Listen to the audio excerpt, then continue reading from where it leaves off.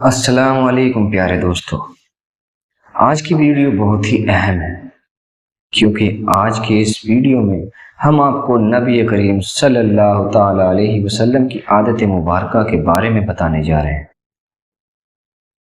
آپ کو بتائیں گے کہ نبی کریم صلی اللہ تعالی علیہ وسلم کی روزمرہ کی زندگی میں کیا مبارک عادتیں تھیں جو کہ ہر مسلمان پر نبی کریم صلی اللہ علیہ وسلم کی اتباع لازم ہے۔ اس لیے ہر مسلمان کو چاہیے کہ آپ صلی اللہ تعالی علیہ وسلم کی عادت اور سیرت سے واقف ہوں تاکہ آپ صلی اللہ علیہ وسلم کی مکمل اتباع کر سکیں۔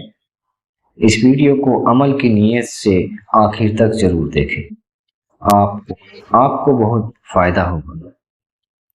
تو چلیے ویڈیو کا باقاعدہ آغاز کرتے ہیں۔ نبی کریم صلی اللہ علیہ وسلم کی مبارک عادت ہے۔ دوستو، مختلف روایات متفق کہ رسول خدا صلی اللہ علیہ وسلم جسم اور لباس کی صفائی کا بہت خیال رکھتے تھے۔ کبھی کبھار آپ صلی اللہ تعالی علیہ وسلم بال بھی بڑھا لیتے تھے، مگر بالوں کو نہایت صاف ستھرا اور کنگھی سے سنوار رکھتے تھے۔ آپ صلی اللہ علیہ وسلم تیز تیز چلتے تھے، حتیٰ کہ ان کے صحابہ کرام رضوان اللہ اجمعین کو ان کے ساتھ قدم ملانے میں دقت پیش آتی تھی، مگر وہ گفتگو نہایت ہی آہستہ آہستہ کرتے تھے۔ ایک راوی کے مطابق نبی کریم صلی اللہ تعالی علیہ وسلم اتنا ٹھہر ٹھہر کر بولتے تھے، ان کے ہر لفظ کا ایک ایک حرف بآسانی گنا جا سکتا تھا، چونکہ رسول اللہ صلی اللہ تعالی علیہ وسلم کے منہ سے نکلنے والا ہر لفظ قانون تھا۔ لہٰذا وہ چاہتے تھے کہ وہ جو کچھ کہیں ان سننے والے اسے اچھی طرح سمجھ لیں۔ نبی کریم صلی اللہ علیہ وسلم سادہ اور سستا زبان استعمال کرتے تھے، چاہے وہ کسی فرد سے گفتگو کر رہے ہوں یا مسلمانوں کے اجتماع سے خطاب کر رہے ہیں۔ ان کا طرز تکلم ہر طرح سے تصنع سے پاک ہوتا تھا۔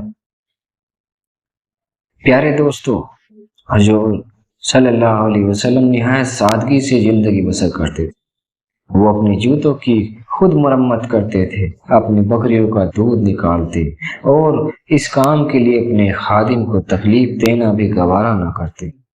ان کے ذاتی خادم حضرت انس رضی اللہ تعالی عنہ کا کہنا ہے، میں نے 10 سال رسول اللہ صلی اللہ علیہ وسلم کی خدمت اقدس میں گزارے۔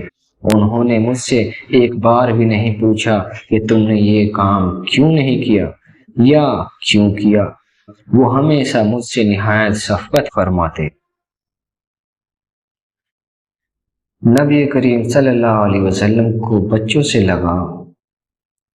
دوستو، رسول اللہ صلی اللہ علیہ وسلم کی عادت مبارکہ تھی کہ آپ صلی اللہ علیہ وسلم ننھے منھے بچوں سے بڑا پیار کرتے تھے، اور جہاں کہیں بچوں کو دیکھتے خوش ہو جاتے اور بچوں کو ہنسانے کے لیے ان سے مذاق بھی کرتے۔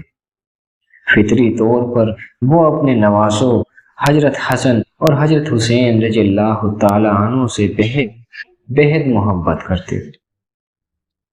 بعض اوقات وہ نماز کے دوران بھی ان میں سے ایک کو بازوؤں میں اٹھا لیتے۔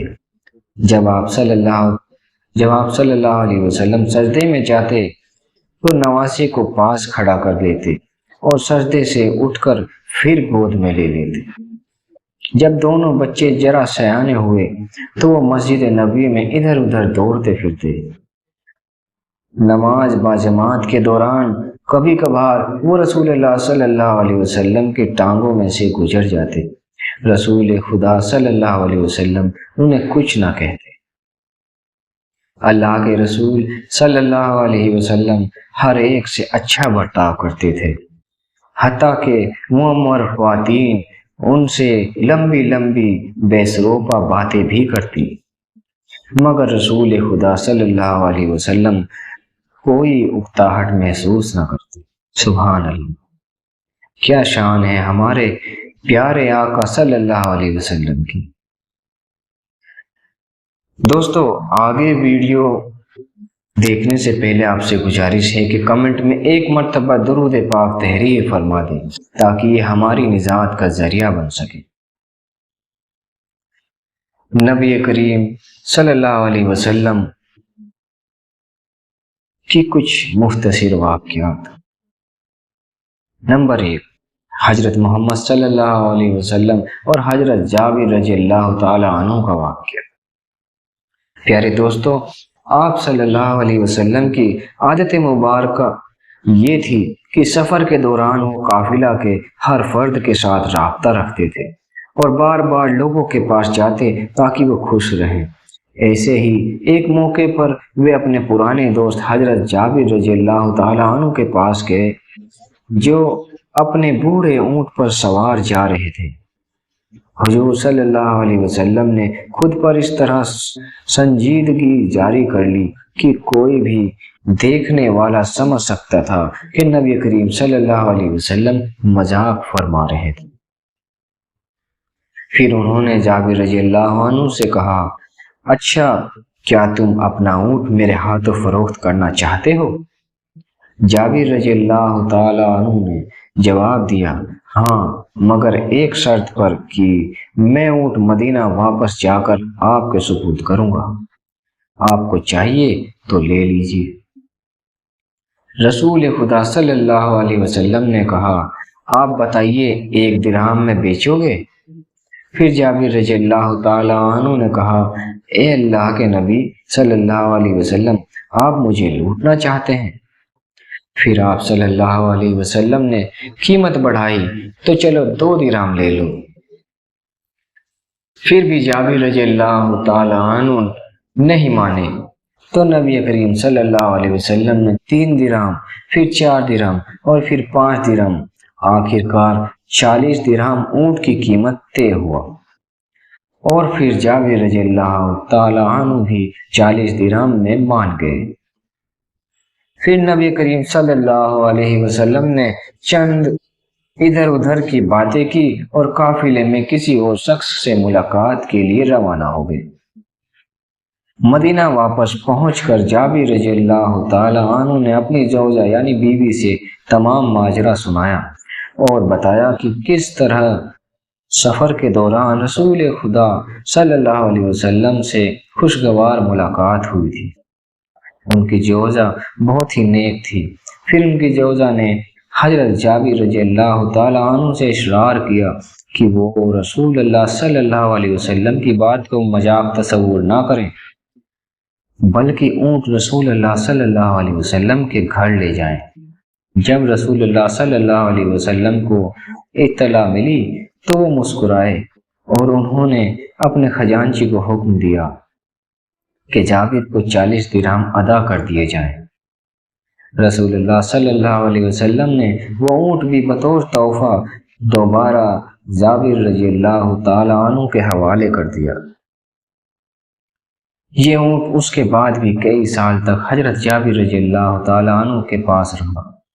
جب بھی جابر رضی اللہ تعالی عنہ کو اس واقعے کی یاد آتی، وہ رسول پاک صلی اللہ علیہ وسلم کے اس یادگار تحفے کو دیکھتے تو نبی کریم صلی اللہ علیہ وسلم کی یاد میں کھو جاتے۔